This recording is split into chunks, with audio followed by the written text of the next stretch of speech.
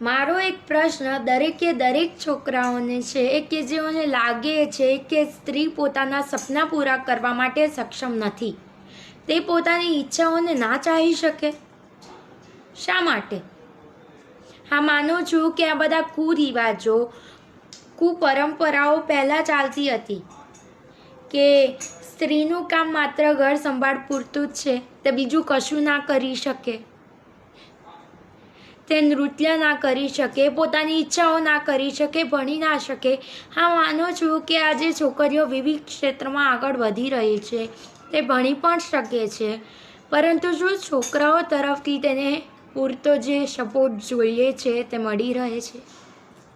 શું તેને પોતાની ઈચ્છાઓ પૂરી કરવા માટે પણ સૌની પરવાનગી લેવાની જરૂરત છે?